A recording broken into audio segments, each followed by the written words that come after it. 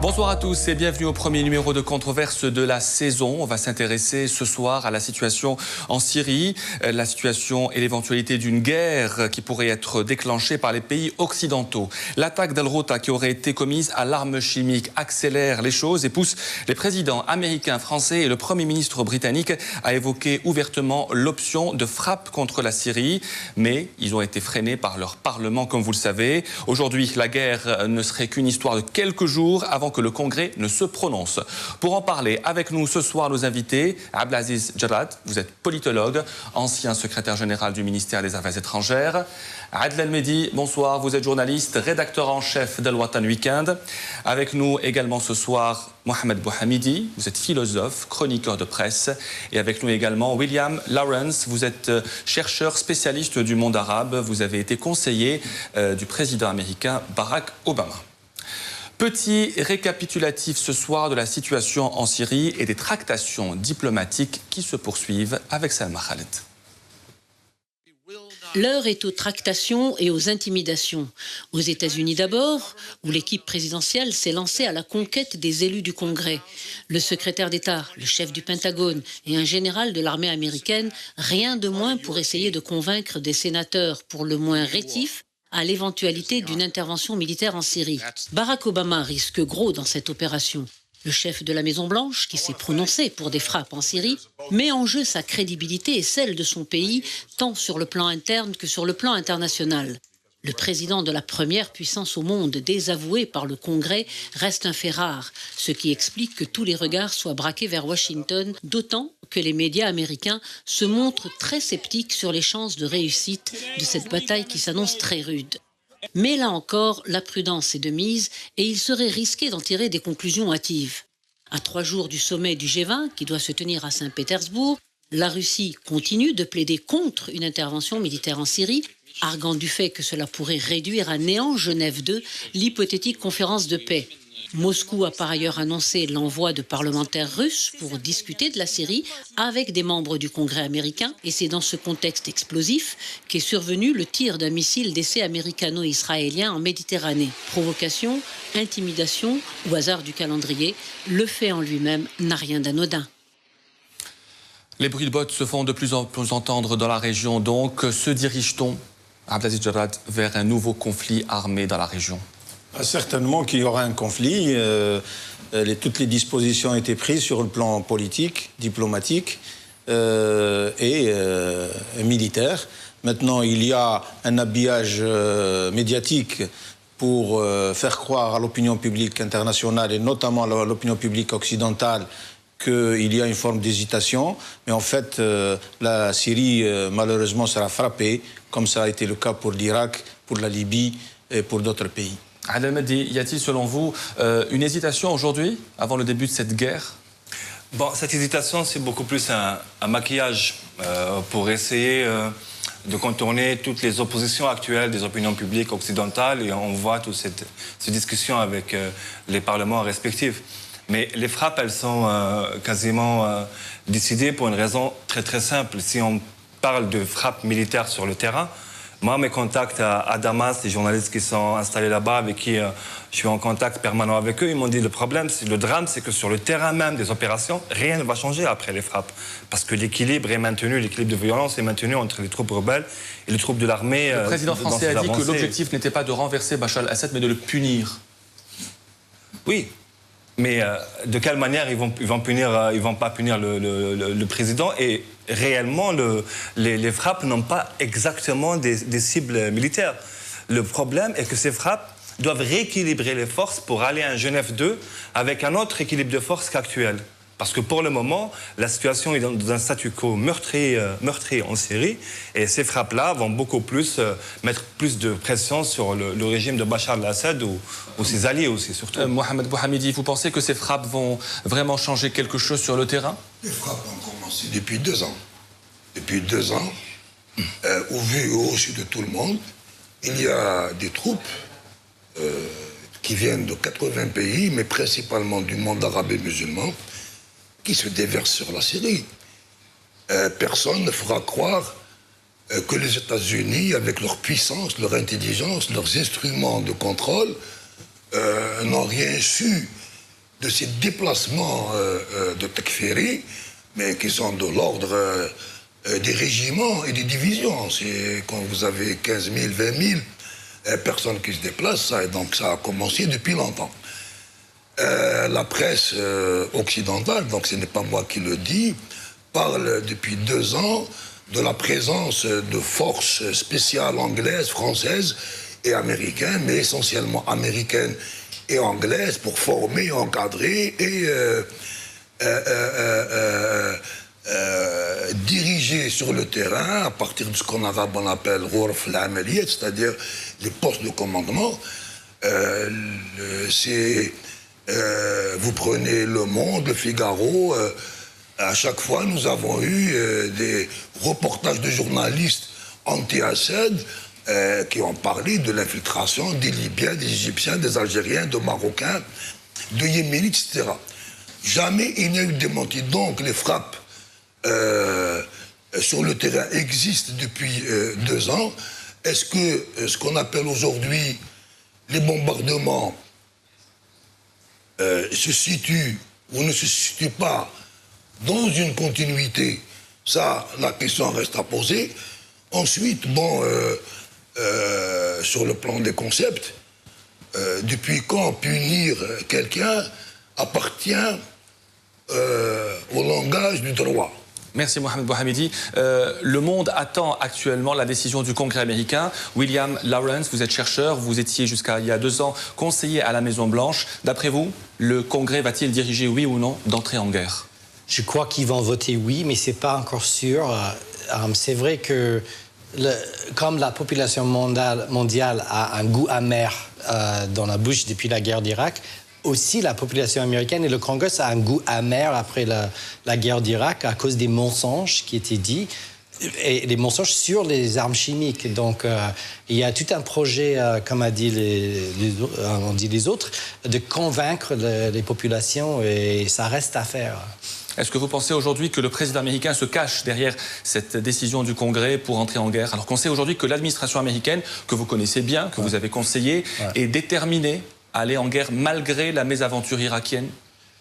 D'abord, je ne crois pas qu'ils sont convaincus d'aller en guerre. Comme a dit ce monsieur, il y a déjà une guerre et les Américains sont impliqués dans cette guerre.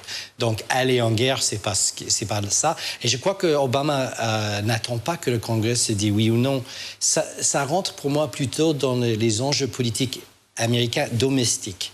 On a un Congrès contrôlé par l'autre parti politique qui ne fait que bloquer tout ce qui fait Obama depuis 3 ans. On n'a pas de budget dans les ministères. Mais la guerre, elle, ne sera pas bloquée, apparemment. Oui, mais là exactement. Donc, c'est ça l'enjeu. De dire à un Congrès qui dit toujours non, quand Obama dit oui, ils disent non. Quand Obama dit non, ils disent oui. Il va dire, voilà, vous allez dire oui avec moi pour une fois. Donc, ça rentre dans la politique domestique américaine. Est-ce que vous pensez, à Abdelaziz Jarrad, que le président américain et le premier ministre britannique se cachent derrière leur parlement pour avoir le feu vert de cette guerre? On a vu le camouflet qu'a dû affronter David Cameron, qui était pour la guerre, mais le Parlement a dit non. Est-ce qu'on peut imaginer ce scénario aujourd'hui aux États-Unis? Il est clair que l'opinion publique occidentale a évolué depuis la guerre d'Irak, et que les dirigeants actuels, que ce soit en Grande-Bretagne, que ce soit aux États-Unis ou en France, tiennent compte un tant soit peu de cette opinion. Et c'est pas une question de se cacher. Effectivement, comme le disait notre collègue américain, il y a des rivalités, des problèmes internes, de politique interne aux États-Unis. Donc Obama prépare un peu le Congrès à accepter cette intervention américaine pour éviter demain à ce que les républicains le contredisent par médias interposés et posent un problème si éventuellement il y a échec de cette intervention. Pour la France, je pense, comme vous l'avez dit dans votre introduction, le Parlement va débattre comme il a l'habitude de débattre de ces problèmes, sans vote certainement, parce que la Constitution française donne tout plein pouvoir au président français dans des situations pareil. Donc il y a une préparation tout simplement de l'opinion publique et l'intervention. Effectivement, il y a eu intervention sur le terrain par groupes islamistes interposés, mais là les frappes vont être des frappes assez dures parce que ce qui reste des infrastructures syriennes, ce qui reste de l'industrie syrienne, ce qui reste de l'économie syrienne va être complètement détruit et c'est la Syrie qui va s'écrouler malheureusement. Adam Mehdi, on a quand même l'impression que la guerre à l'étranger est toujours une question de politique interne. On a vu ça en Grande-Bretagne, aux États-Unis, en France aussi. Alors est-ce que les Syriens vont payer le prix de cette politique interne dans ces pays européens et américains? Eh bien, on revient juste à l'exemple français qui vient d'être cité. On a vu comment Hollande, pour rattraper sa chute des sondages il y a 1 an et demi, sa manière de créer une posture complètement construite par des conseillers en communication, des chefs de guerre, l'intervention au Mali, qui pour la France est une intervention réussie, mais on attend de voir toujours les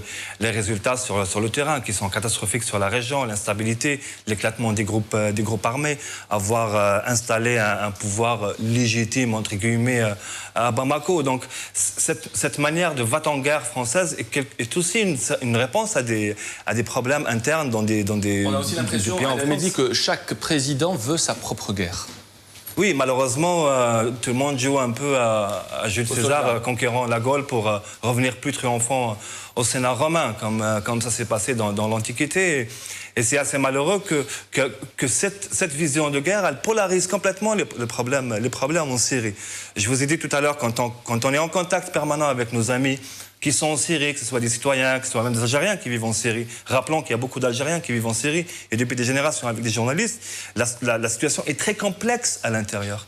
Et ce n'est pas des tomahawks qui vont trancher la question. Et ce n'est pas en faisant intervenir les groupes salafistes qui sont en train d'approfondir les clivages communautaires sur place. Vous connaissez parfaitement la région puisque vous êtes allé plusieurs fois en Syrie et au Liban. Que pensent aujourd'hui, si on peut dire, les Syriens de cette question des frappes aujourd'hui? Est-ce qu'il y a encore en Syrie aujourd'hui des opposants au président Assad qui soutiennent une intervention militaire?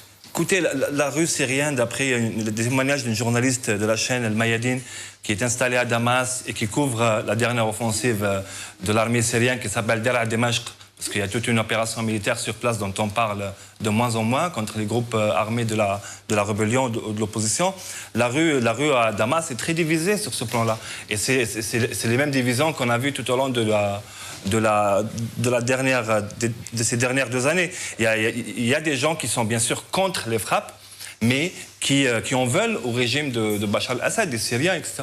Et il y a d'autres qui disent qu'il faut soutenir le régime de Bachar al-Assad, même si nous sommes opposants, parce qu'on ne parle plus maintenant de régime ou d'autres choses, on parle de l'État, de l'entité de l'État et des Syriens, et on a vu ce que ce genre de frappes peuvent créer en Irak et bien avant les interventions en Somalie qu'on oublie un peu trop vite. Mohamed Bouhamidi, pourquoi, d'après vous, avons-nous attendu cette attaque chimique pour parler ouvertement de frappe et de guerre alors qu'il y a eu déjà des milliers de morts depuis 2 ans?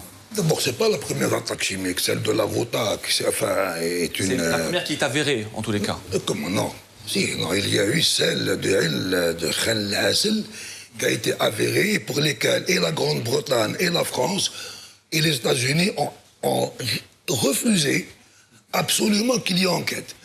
Pour celle-là, d'abord, on ne sait pas s'il y a attaque chimique. On sait qu'il y a eu utilisation et usage... On attend les résultats des enquêteurs des Nations Unies. On sait qu'il y a eu usage de produits toxiques.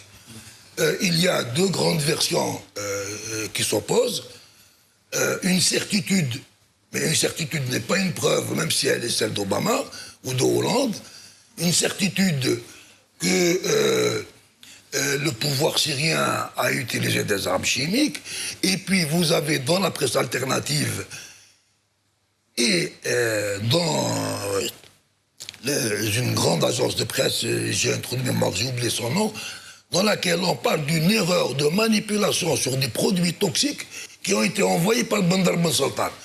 Tout le monde sait, puisque Bandar Ben Sultan l'a écrit dans son livre et dans sa biographie, qu'il n'est pas très regardant sur le terrorisme, puisqu'il avoue avoir organisé le grand attentat de Beyrouth qui a relancé des problèmes au Liban il y a à peu près 10-15 ans. Bon, reprenons les choses depuis le début. On nous a, pendant 2 ans, affirmé toutes les semaines que Bachar al-Assad allait tomber, que l'armée allait un peu exploser, que les défections militaires allaient être une vague irrésistible, et que la composante majoritaire sunnite de l'armée syrienne allait se révolter contre le commandement qu'on nous présente comme étant alaouite de l'armée syrienne, ce qui n'est pas avec le frigide sunnite. Et au bout de 2 ans et demi, non seulement Bachar al-Assad n'est pas tombé, non seulement il n'y a pas eu de défection en dehors de quelques officiers supérieurs, mais ça s'est arrêté depuis 1 an au moins, on ne remarque plus aucune défection, mais je vais vous donner un indice. Aucun diplomate n'est sous la menace directe d'un pistolet de Bachar al-Assad. Il n'y a aucun diplomate syrien n'a fait défection, à part un couple dont la dame était à Chypre et le mari était au Qatar. Et ils ont reçu beaucoup d'argent pour cette défection.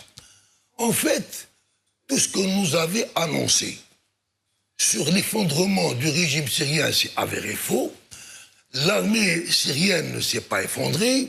Il n'y a pas eu de lutte. Il n'y a pas eu de glissement de la Syrie vers un conflit confessionnel. Et nous allons faire confiance à Obama. C'est-à-dire nous allons le prendre au mot. Et qu'est-ce qu'il dit aujourd'hui? Il dit nous devons intervenir, et lui et Hollande le disent, pour rétablir le rapport de force. C'est-à-dire qu'ils vont rentrer comme des belligérants, comme des acteurs de la guerre interne de la Syrie, et non pas comme des, comment on appelle ça, comme des puissances ayant le devoir de responsabilité sur la stabilité mondiale et contre la guerre. Merci Mohamed Bouhamidi. William Lawrence, comme vient de le dire Mohamed Bouhamidi, Bachar al-Assad n'est toujours pas tombé. Est-ce que cette guerre, est-ce que ces frappes vont au contraire le renforcer? Oui, pour le court terme, c'est clair qu'une frappe de ce genre menée par 2 pays occidentaux va aider Bachar al-Assad dans sa politique domestique et internationale. Ça va confirmer certaines thèses, certains points de vue, ça c'est sûr. Pour moi, les frappes de ce genre ne peuvent pas faire autrement, et que l'action doit être organisée au niveau international comme l'ONU, etc. Il faudra une autre façon d'intervenir. Il faut dire, moi je suis convaincu, selon ce que j'ai lu et selon mes discussions avec les spécialistes des services, que le frappe était fait, qu'il y avait 1400 morts, que 400 enfants sont morts et que... Et je suis pour une intervention internationale, mais pas comme ça.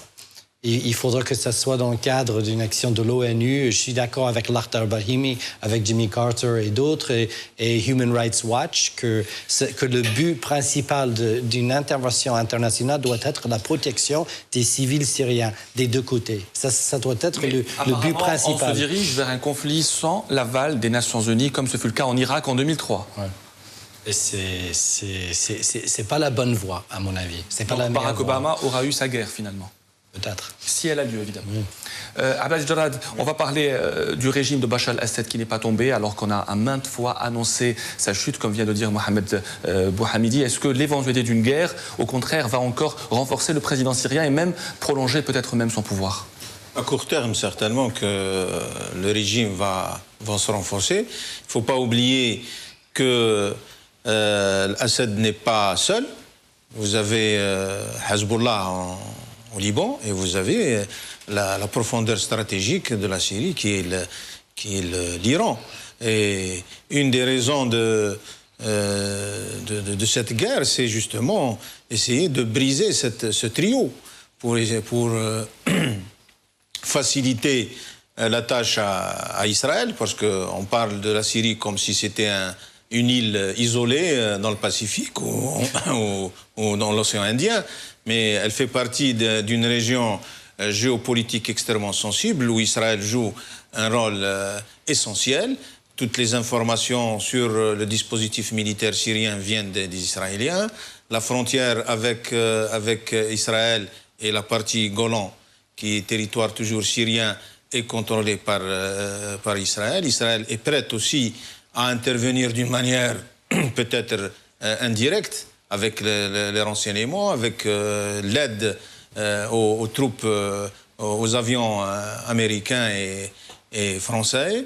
Et donc, cette situation va effectivement peut-être renforcer à court terme le régime syrien, mais si il a été décidé de briser Assad, ils seront aussi capables de briser toute la Syrie et toute l'histoire de la Syrie. Et vous faites bien de parler de Israël. William Lawrence, le président de la Commission des affaires étrangères du Parlement iranien, a dit qu'une guerre contre la Syrie aurait des répercussions sur Israël.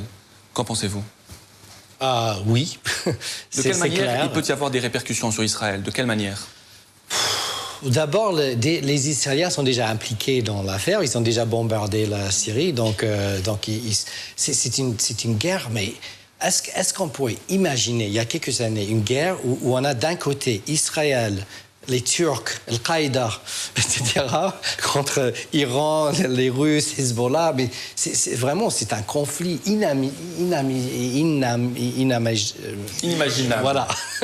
Je ne peux même pas prononcer le mot, tant que c'est difficile à imaginer. Mais donc, on est dans une situation très difficile et très délicate, mais moi, je suis complètement d'accord avec la position de International Crisis Group, mon ancienne organisation, qui a annoncé qu'on a une occasion pour un dialogue américo-iranien qui n'est peut-être pas la meilleure chose pour l'Israël, mais qui pourrait commencer à améliorer la situation des relations internationales dans toute la région si les Américains et les Iraniens commencent à parler d'une solution du conflit syrien. Merci à vous. On passe à présent à la deuxième partie de Controverse.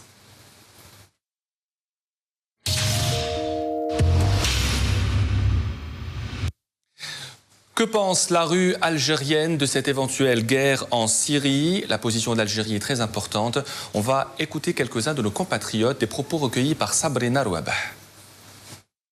Je suis contre l'intervention des Occidentaux, des Américains. Je suis pour l'intervention. On est contre. C'est la solution, oui. C'est 100% contre. On est marre, 100%. Je suis contre, sincèrement. Je suis contre l'intervention militaire en Syrie. باسكو هما ما يحبوش العرب يدخلوا في المسائل نتاعهم سواء خارجيه ولا داخليه. C'est une destruction d'un autre pays encore. شكون يموت الشعب مسكين. بشار الأسد إنسان مجرم. Le problème de la Syrie, ça peut se régler de façon pacifique. ويعاونوهم إن شاء الله ويفرج عليهم ربي. واللي ولا صواب ديت له حق اعطيها له. سيتو. على مع السيري والإيران. لازم قوة كما صارت الرؤساء الجزائر على كل حال مع سيري. Pour une résolution pacifique. C'est-à-dire c'est un problème qui doit se régler entre Syriens. السلمي تنحي له حاجته السلمي. كيف السلم هذا يجي؟ وقف صحيح نتاع الجزائر مع الحق. التدخل تاع القوات تاع امريكا في العراق كيفاش دركا كيفاش رانا نشوفوا ولا استعمار. واش شفنا في العراق واش شفنا في سوريا سي حاجه اخرى كاع. سي با لو ميم واش صار في العراق واش صار في سوريا. والجيري راهي باين توجور مع السلم توجور مع كذا جامي نحبوا نكونوا كونتر جامي نحبوا. ويكون حيادي ce sera mieux. C'est quand même intelligent de la part des Algériens de choisir la solution pacifique. احنا كي كنا في العشريه السوداء واحد ما كان سامع بينا. الله يسهل عليهم بيناتهم. Voilà, c'était un florilège de la position algérienne, même s'il y avait un étranger qui a quand même donné son avis, c'est bien. Abdelaziz Jarrad, vous connaissez bien la diplomatie algérienne, c'est le moins que l'on puisse dire. Vous étiez le numéro 2 de la diplomatie algérienne pendant quelques années, même si vous ne la représentez plus aujourd'hui. Oui. Comment peut-on qualifier aujourd'hui la position algérienne? Est-elle aussi ambiguë qu'elle était pendant la crise libyenne, comme l'a dit El Watan, une position ambiguë? Qu'en pensez-vous? Non, je ne pense pas que ce soit une position ambiguë. Enfin, je parle en mon nom personnel, donc je ne parle pas au nom de la diplomatie algérienne. Elle n'est pas ambiguë. Moi, je pense que la position algérienne, elle a évolué progressivement. Entre parenthèses, puisque vous avez parlé de la Libye, la Libye était à nos frontières, donc c'était délicat de prendre une position déjà dès le départ, parce que c'est un problème de sécurité nationale. Nous étions contre les frappes de l'OTAN. Moi, je pense qu'avec le temps, les gens se sont rendus compte que les conséquences désastreuses sur la sécurité dans la région, les conséquences sur ce qui s'est passé au Mali, tout ça, les armes qui ont circulé un peu partout dans la région, c'était une des raisons fondamentales de la position algérienne contre l'intervention de l'OTAN en Libye. Là, je ferme la parenthèse. Maintenant, pour la Syrie, la position algérienne est très claire. Elle dit qu'il faut une solution politique. Elle s'inscrit dans la démarche des Nations Unies, dans toutes les résolutions des Nations Unies. Une guerre, des frappes militaires sur la Libye, la Syrie vont compliquer la situation. Elles ne vont pas trouver la solution immédiate, puisqu'on disait tout à l'heure que le régime de l'Assad, peut-être qu'il va sortir renforcé de ses frappes. La position ambiguë, par contre, des Occidentaux sur ces interventions, et on en a parlé dans la première partie, démontre clairement qu'il fallait une position, au moins au niveau de la Ligue arabe, d'un pays. Bon, il y a eu le Liban ensuite et l'Irak qui ont pris position. Il faut préciser à Abbas Jarrad que 4 pays arabes se sont opposés à ce conflit, l'Algérie, la Libye, l'Irak et le Liban. Pour des raisons peut-être communes, pour des raisons différentes. Mais l'Algérie, sa position était très, très claire, c'est de dire qu'il faut une solution politique. Et ça, sa démarche a été depuis le début. Maintenant, les gens veulent que l'Algérie cherche à aller en guerre. Il faut que je leur rappelle qu'une des doctrines, un des fondements de la doctrine de notre diplomatie, c'est la non-intervention dans les affaires intérieures des autres pays et la solution politique interne à chaque pays. C'est clair et net et précis. Adel Mehdi, la position algérienne dans le futur conflit syrien et dans la crise en Syrie en général, il faut préciser que l'Algérie est considérée comme un allié du régime de Bachar al-Assad. Un allié du régime de Bachar al-Assad, c'est beaucoup plus... L'Algérie n'est pas un allié du régime de Bachar al-Assad, elle l'a expliqué lors de la situation en Libye. Elle dit « Moi, je suis avec les États et les peuples ». Donc c'est une position assez générale et assez, on va dire, qui correspond à la doctrine algérienne de non-ingérence et de non-ingérence dans les affaires internes. Maintenant, je voulais juste rappeler la déclaration du délégué algérien dimanche dernier lors de la réunion ministérielle au Caire, où face à ses homologues qataris et saoudiens qui mettaient une grande pression sur les 4 pays que vous avez cités dans l'Algérie, qui disaient regardez, les Occidentaux, ils sont en train de consulter leurs opinions publiques avant d'attaquer, et nous, les premiers concernés, pays arabes, nous n'avons même pas le droit de nous consulter entre nous, et vous voulez qu'on sorte avec une résolution qui est déjà prête, un plat déjà préparé. Il faut préciser que ce sont des propos tenus par l'ambassadeur d'Algérie au Caire, voilà, et le représentant auprès de la Ligue arabe. Et rapporté par le journal libanais SFR en détail. Donc l'autre problématique à côté de la position algérienne qu'a expliqué M. Jarrad, c'est la viabilité même de cette Ligue arabe. La Ligue arabe qui est maintenant prise en otage par les régimes moyenâgeux d'Arabie Saoudite et du Qatar, et on se demande même pourquoi cette Ligue arabe n'est pas réformée après ce qui s'est passé dans le monde arabe, et pourquoi elle n'a même pas de poids aujourd'hui pour protéger, en fin de compte, un pays arabe. Parce qu'on ne compte plus le nombre de capitales bombardées. On se rappelle en 2006, et moi j'étais sur place, la position honteuse des affaires étrangères de la Ligue arabe à Beyrouth même, alors que les Israéliens bombardaient à 15 km de la tenue de leur réunion à Beyrouth Centre. Donc, il faut vraiment reposer la question de la Ligue arabe et d'arrêter de jouer au jeu qu'on est un peu unis autour de cette question. Et l'Algérie se retrouve de plus en plus isolée parce qu'elle a une position respectable et qui respecte au-delà du régime de Bachar al-Assad. C'est une position de principe. Mohamed Bouhamidi, à quoi sert la Ligue arabe aujourd'hui ? Bon, d'abord, elle sert à couvrir les projets israéliens, ça c'est clair. L'ancienne et secrète alliance et accord entre le Qatar, l'Arabie Saoudite, l'Égypte de Moubarak et un certain nombre de forces libanaises avec Israël, aujourd'hui, sont mises en plein jour. Et quand vous voyez cet acharnement des Saoudiens et des Qataris à outrepasser le droit. Parce que le droit international, c'est un acquis de l'humanité. C'est grâce au droit que depuis la Deuxième Guerre mondiale, nous essayons de fonder des relations entre nations et entre États, non pas sur la force et la destruction, mais sur la coopération. Parce que la force et la destruction ne vont jamais dans l'intérêt des peuples. Or, nous, Algérie, nous avons créé un État et nous avons conquis notre droit à l'existence et nous devons le défendre. L'Algérie est en train de défendre simplement un principe du droit contre les émotions, les désirs de puissance d'un Hollande. S'il va punir un chef d'État, qu'est-ce que ça veut dire? Quoi? Aller punir un chef d'État. Il est qui? Il est Zorro, il est Rambo. Ça relève de quel type de comportement? C'est un type de comportement qui n'est pas en tout cas, qui ne relève en tout cas pas du droit. Et je vous répète, je vais revenir. Les Américains, il faut toujours les croire au mot. Ils ne mentent jamais.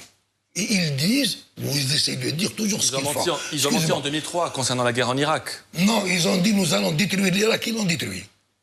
Non, ils ont annoncé qu'ils allaient le détruire, qu'ils allaient casser l'État irakien et qu'ils allaient faire un État fédéral. Et ils l'ont fait. Et ils sont en train encore de le faire. Alors, hier, c'est-à-dire ce matin en Algérie, au Congrès, qu'est-ce que dit Kéry et qu'est-ce que dit Agel? Ce matin, ils l'ont dit. Ils l'ont dit, nous devons frapper Al-Assad pour que les autres comprennent. Et ils disent qui c'est les autres. Ils disent l'Iran et la Corée du Nord. Et donc, vous voyez bien que cette histoire de produits chimiques, c'est un prétexte. Ils savent très bien que s'ils échouent en Syrie, ils ne feront plus peur aux autres nations, mais surtout, ils ne pourront pas réaliser ce que Kéry a dit au Congrès, enfin pas au Congrès, au Sénat, hier. Il a dit nous devons protéger Israël. Et vous avez ce paradoxe, sur lequel je vous invite à rêver, ce paradoxe extraordinaire. C'était Israël, la superpuissance de la région, qui pouvait casser n'importe quelle armée arabe, et qui était l'instrument des États-Unis, qui était l'enfant chéri des États-Unis, et qui aujourd'hui, au paradoxe, devant une Syrie affaiblie, 2 années de guerre, l'industrie complètement détruite, les États-Unis disent qu'ils vont la défendre. Il faut les croire. Le produit chimique, l'attaque chimique, c'est un mauvais prétexte. La réalité, c'est ce qu'a dit Kéry. Nous devons faire peur à l'Iran, nous devons faire peur à la Corée du Nord et nous devons protéger Israël. William Lawrence, vous connaissez bien le sujet. Vous avez été conseiller à la Maison-Blanche auprès de Barack Obama pendant plusieurs années. Est-ce que vous pensez aussi que les Américains veulent faire la guerre en Syrie pour envoyer un avertissement à leurs autres ennemis? Est-ce que pour vous aussi, l'attaque chimique d'Al-Ghouta est un prétexte? Ils veulent frapper la Syrie pour envoyer un message à la Corée du Nord et l'Iran. Moi, je suis complètement d'accord avec cette analyse. Mais moi, je crois encore et toujours que Barack Obama ne veut pas entrer dans la guerre. À mon avis, il n'est pas encore convaincu. Ça veut dire que l'action américaine jusque maintenant, c'était plutôt humanitaire. C'est le plus grand donneur et souteneur des 2 millions de réfugiés en dehors de la Syrie qui sont un peu partout dans la région. Et les Américains sont impliqués dans le conflit, mais Barack Obama lui-même veut éviter de rentrer dans la guerre. Mais je veux dire une autre chose, parce qu'on a parlé de droit international. Le principe de non-ingérence, c'est un principe ancien et important dans le droit international. Mais la première objectif d'un pays, d'un État, doit être de protéger ses citoyens. Et il y a une nouvelle norme dans le droit international, c'est la responsabilité de protéger les civils. La première application de cette nouvelle norme, c'était en Libye. Je ne partage pas complètement l'analyse des Algériens sur ce qui s'est passé en Libye. J'avais publié des choses là-dessus, mais moi, j'étais... Mais c'est vrai que les frappes de l'OTAN en Libye ont détruit certaines choses, mais aussi ils ont détruit la possibilité d'appliquer la norme responsabilité de protection qui est maintenant très affaiblie. Mais à mon avis, il faut rétablir ce norme parce qu'il y a un moment où un chef d'État, à mon avis, n'a plus droit d'être chef d'État. Je ne sais pas combien de morts, 100 000, 500 000, 1 million, 2 millions. Il y a un moment où la communauté internationale a le droit d'intervenir pour stopper un massacre, même s'il y a un norme de non-ingérence, parce que le chef d'État forfait son droit de diriger un pays. Donc, c'est ma position au niveau des droits internationaux. William Lawrence, l'administration américaine a menti en 2003 concernant la guerre en Irak. C'est un fait avéré. Qu'est-ce qui prouve aujourd'hui que les Américains ne vont pas aussi mentir pour entrer en guerre en Syrie? Vous parlez du mensonge à propos du prétexte, ça veut dire... Ah, j'ai pas compris, excusez-moi. Oui, d'accord. Montré par Colin Powell devant le Conseil de sécurité. Excusez-moi, donc oui, autant pour moi. Ils ont menti.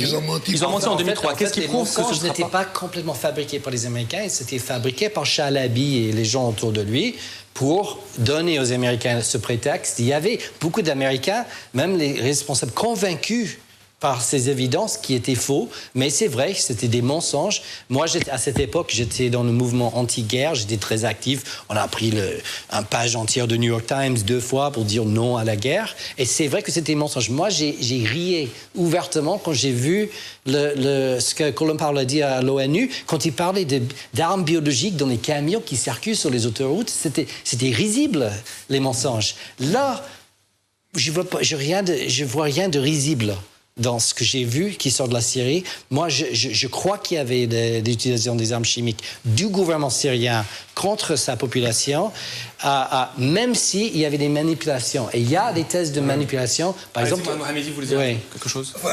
Depuis 2 ans, Assad et l'armée syrienne ont prouvé au moins qu'ils sont très, très intelligents, au point de vue tactique et stratégique. Comment imaginer qu'ils soient devenus brusquement si bêtes qu'ils aillent donner à Obama le prétexte pour être attaqué. Au moment où la délégation des enquêteurs était sur place. Mais bien sûr, enfin, peut-être que les gens peuvent l'aimer ou ne pas l'aimer. Moi, j'aime pas Obama. Mais je reconnais qu'il est d'une intelligence supérieure. Et il était contre la guerre en Irak. Oui, il a voté contre. Oui, et je suppose même que c'est l'un des plus intelligents. Obama est probablement contre les frappes. Je vais vous dire, à mon avis, pourquoi. Parce que la Syrie n'est pas un pays isolé. Lorsqu'ils ont frappé la Libye était un pays isolé. Lorsqu'ils ont frappé l'Irak était un pays totalement isolé. Aujourd'hui, ils ont construit une coalition anti-syrienne qui travaille depuis 2 ans sur le terrain, mais en face, il y a une coalition. Il y a dans cette coalition, il y a des types déterminés. C'est-à-dire un type comme Hassan Nasrallah, aucune menace américaine ne lui fera peur. Rien. Il l'a prouvé. En face également, il y a en Iran des forces militaires, notamment la force Al-Quds, qui sont des gens déterminés. Et évidemment, McCain, croit que c'est une histoire de cow-boy. Aller là-bas frapper en Syrie, la conflagration risque de créer un nouveau Moyen-Orient sans les frontières de Sykes-Picot, mais pas celles que Condoleezza Rice rêvait. Moi, je voudrais intervenir sur 2 points très rapidement. Cette relation entre droit de responsabilité et droit d'ingérence. Je crois que les Occidentaux, pendant des années et des années, je dis une chose que tout le monde sait, ont soutenu ces régimes totalitaires avec des armes ce sont ces armes qui ont été utilisées contre leur peuple. Donc on ne peut pas aujourd'hui nous dire, écoutez, Saddam Hussein, Assad, Kadhafi, voilà, ils sont en train d'utiliser des armes contre leur peuple, donc on a le droit d'intervenir. Tout cela, c'est une grande supercherie. Pour ne pas oublier le fil conducteur de toute cette histoire, il faut comprendre que c'est une stratégie qui a été élaborée depuis les années 80 pour déstabiliser le monde arabe. Et, comme par hasard, en quelques années, la Libye, la Tunisie, l'Égypte, la Syrie, le Yémen, l'Irak, les années 80, l'Algérie, etc., etc. Tout cela, c'est pour remodeler cet espace. Et il y a une étude fondamentale qu'il faut lire, qui a été faite par un ancien général israélien en 1982, je n'ai pas la référence exacte, mais vous pouvez la voir sur Internet, qui dit que la sécurité d'Israël passe par la dislocation du monde arabe. C'est le plan Elon. Voilà, une dernière question. C'est le plan Elon avec, pour les gens qui nous regardent, c'est avec un Y-L-O-N. Ils tapent sur Internet. Un deuxième point très important, sur l'Algérie. Vous avez dit tout à l'heure, l'Algérie soutient le régime d'Assad. C'est faux. L'Algérie n'a jamais soutenu le régime Kadhafi. Pas sur le papier. Non, c'est une position diplomatique. Nous n'avons jamais soutenu Kadhafi. Il y a eu une manipulation à un moment donné des médias, notamment des Marocains, pour faire croire que nous soutenons Kadhafi dans cette affaire, parce qu'on a permis à la famille Kadhafi de venir en Algérie pour des raisons humanitaires, et avec le temps, même les Libyens ont compris très bien cela. Nous ne soutenons pas le régime d'Al-Assad. Ça, c'est une démarche très claire d'État à État. Pourquoi je vous dis ça? Parce que nous avons, pendant les années 80, nous avons subi le terrorisme international et on risque de le subir. Donc, tout ce qu'on a fait, on l'a fait seul. On a défendu l'intégrité de notre pays, la stabilité de notre pays, seul, contre beaucoup qui croyaient en l'avènement de l'islamisme en Algérie. Une dernière question à William Lawrence avant de terminer avec vous, Adam Mehdi. Très rapidement, William Lawrence, vous avez vos amis au Congrès. Est-ce qu'il y a une date précise pour l'entrée en guerre? Est-ce qu'il y a un agenda aujourd'hui? Je crois qu'ils vont voter, ils vont commencer à le débattre vers le 9 septembre, ils vont voter la semaine prochaine. Comme j'ai dit, il y a tout un mouvement, surtout des jeunes américains, d'essayer de convaincre les membres du Congrès de voter non, mais je crois qu'ils vont voter oui. Mais on se dirige apparemment vers un oui au Congrès. Je crois que ça serait un oui. Alors une information importante, très rapidement. Ce matin, la résolution qui a été présentée par le gouvernement américain au Sénat, ça a été de leur donner un délai de 60 jours, renouvelable automatiquement 30 jours supplémentaires et négociable ensuite pour une autre prolongation pour faire les frappes. C'est-à-dire le Congrès, le Sénat, enfin. Et donc il a tout ce temps-là pour choisir un moment pour faire ses frappes. Le mot de la fin, Adel Mehdi, très rapidement. Très rapidement, je reviens toujours sur la position algérienne et je crois vraiment que le rôle de l'Algérie, le poids de l'Algérie, les relations historiques avec la Syrie devraient nous pousser notre diplomatie à sortir du carcan de la Ligue arabe et de nous imposer encore plus sur cette question parce qu'il ne s'agit pas que de frappes techniques, mais il y a tout un pays qu'on va détruire et toute la région qu'on va embraser en plus. Controverse, c'est terminé. Merci à vous, Abdelaziz Jarrad, politologue, ancien secrétaire général du ministère des Affaires étrangères. Merci à vous, Adam Mehdi, vous êtes le rédacteur en chef d'Al Watan Weekend. Mohamed Bouhamidi, chroniqueur de presse, philosophe. Et William Lawrence, vous êtes chercheur spécialiste du monde arabe et ancien conseiller à la Maison-Blanche. Merci à vous de nous avoir suivis. Controverse reprend mercredi prochain. Rendez-vous à 20h30. Bonne soirée et merci.